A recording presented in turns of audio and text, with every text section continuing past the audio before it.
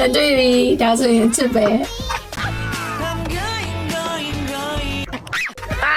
လောပါနဲ့ငယ်လေးရဲ့တက်ကတာဟိုကလေးတွေတ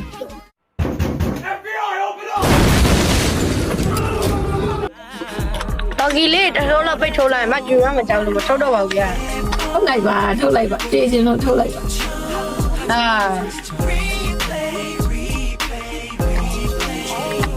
ကျွန်တော်ခိုင်တာတနက်လေးဗျာ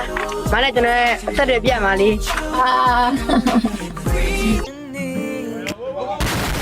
ဟုတ်တယ်တော့တော့မပြတ်ချင်ဘူးမောင်လေး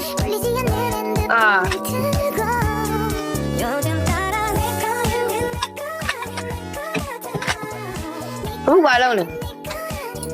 ဒီမရှိရကောင်းလေးနဲ့စကားပြော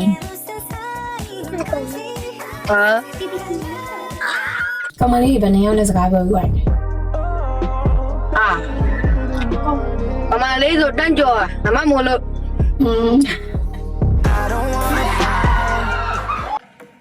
ပြောတာ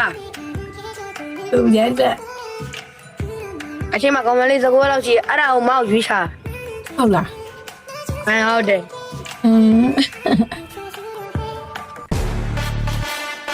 ကျေးဇူးတင်လိုက်တာ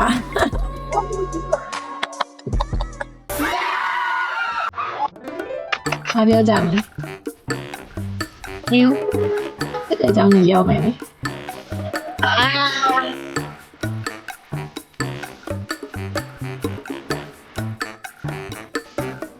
ဘယ်ရန်ကုန်ကဘယ်မရင်ကနေရ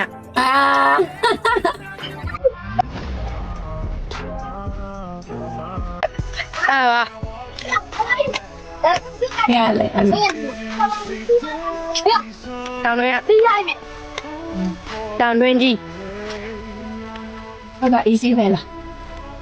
easy ပဲတော့ကတော့ချစ်ပဲ